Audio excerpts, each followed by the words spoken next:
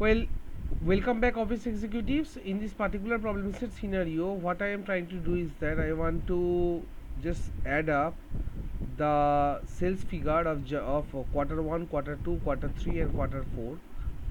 Now, the thing is that I don't want to click on the sales, that is manually clicking on the sales equal to this value, then adding up to the next value. So instead of doing the summation with the cell reference, I want to add up the value using the column name reference. How we can do that in Excel? That is the thing which we are going to achieve.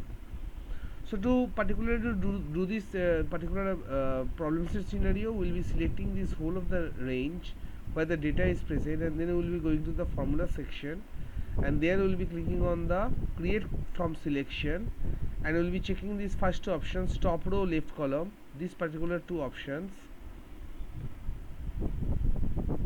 So after selecting the data, I selected all of the data, and then I went to the formulas, and then I went to create from selection and selected this particular option, create name from selection, this particular button, and I have to check this particular these two options, top row and left column, then hit OK.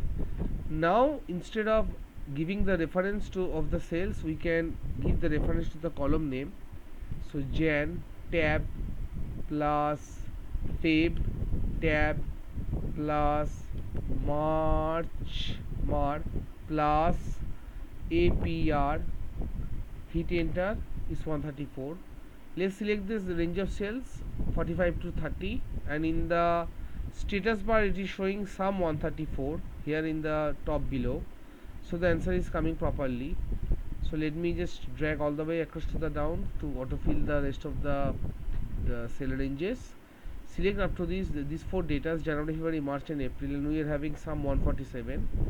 So in a similar way we can find the summation for the quarter 2, that is May, not Manoj, May adding up with June, adding up with July, and then adding up with August, AUG. Fine, hit enter. So let me select from May, June, July, August. In the status bar it is showing sum 130 wherever I am just moving my mouse. So in this way you can, instead of using the cell reference to add up the values, you can use the column name reference to add the particular data. That's all for this short video tutorial. Thank you all guys, and happy coding.